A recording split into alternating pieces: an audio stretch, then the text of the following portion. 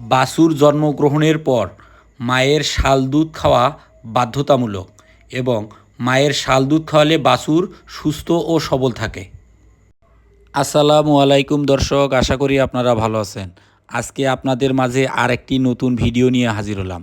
আজকের বিষয়টা নির্ধারণ করছি প্রসবোত্তর গাভীর যত্ন ও পরিচর্যা। গরুর বাচ্চা হওয়ার পর গাভী ও বাছুরের বিশেষ যত্নের প্রয়োজন হয়। প্রসবের পর গাভীকে পরিষ্কার পরিচ্ছন্ন রাখা, পর্যাপ্ত বিশ্রাম ও পুষ্টিকর খাবার সরবরাহ করা এবং বাছুরকে যত দ্রুত সম্ভব মায়ের শাল দুধ খাওয়াতে হবে। এই দুধে প্রয়োজনীয় অ্যান্টিবডি থাকে, যা বাছুরকে রোগ প্রতিরোধ গড়ে তুলতে সাহায্য করে।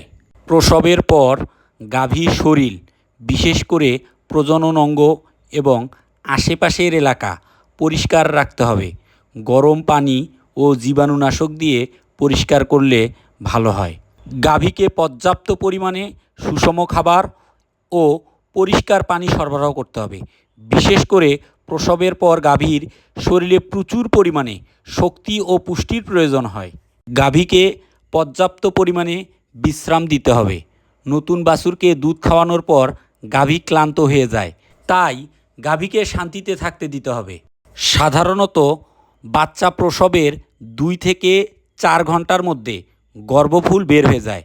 যদি গর্ভফুল বের না হয় তবে আপনারা উপজেলা প্রাণী সম্পদ কর্মকর্তা চিকিৎসকের পরামর্শ নিতে পারেন। এখানে আমি একটি কথা আপনাদের বলে রাখতে চাই, যদি গর্ভফুল সহজে না পড়ে তাহলে আপনারা বাজারে ইউটি কেয়ার নামের একটা লিকুইড সিরাপ পাওয়া যায়। গরুর বডি ওয়েট অনুপাতে এটা আপনারা খাওয়াই দিতে পারেন। ইউটি কেয়ার খাওয়াইলে অবশ্যই গরুর গর্ভফুল পড়ে যাবে। প্রসব পরবর্তী সময়ে গাভী বিভিন্ন রোগে আক্রান্ত হওয়ার সম্ভাবনা থাকে, তাই গাভীর শরীরে অস্বাভাবিকতা দেখা দিলে দ্রুত প্রাণী সম্পদ কর্মকর্তা চিকিৎসকের পরামর্শ নেবেন। প্রসবের পরে পরবর্তী আমাদের একটা চ্যালেঞ্জের সম্মুখীন পড়তে হয়, সেটা হলো বাছুরের যত্ন। বাছুরকে যত দ্রুত সম্ভব এই শাল দুধটা কিন্তু অবশ্যই খাওয়াইতে হবে।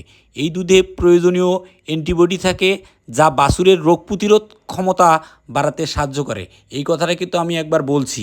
বাছুরের যত্নের মধ্যে আর একটা বিষয় উল্লেখযোগ্য, বাছুরের শরীর পরিষ্কার পরিচ্ছন্ন রাখতে হবে। প্রয়োজনে হালকা গরম পানি দিয়েও আপনারা মুছে দিতে পারেন।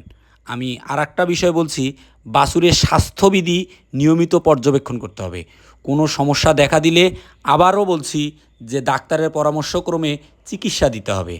অন্যান্য সুবিধাগুলোর মধ্যে যদি আমি উল্লেখ করি, গাভী ও বাছুর যেখানে থাকবে সেই জায়গাটিতে পর্যাপ্ত আলো বাতাস ও শুকনো পরিবেশ নিশ্চিত করতে হবে। প্রসবের পর কয়েকদিন গাভী ও বাছুরকে বিশেষভাবে নজরে রাখতে হবে, যাতে কোনো প্রকার সমস্যা হলে দ্রুত সমাধান করা যায়। এই বিষয়গুলো মনে রেখে যথাযথ যত্ন নিলে গাভী ও বাছুর উভয়ে সুস্থ থাকবে এবং খামারিরা লাভবান হবেন। ভিডিওটি ভালো লাগলে লাইক, কমেন্ট, শেয়ার করে আমার পাশে থাকবেন ইনশাআল্লাহ। আবার দেখা হবে।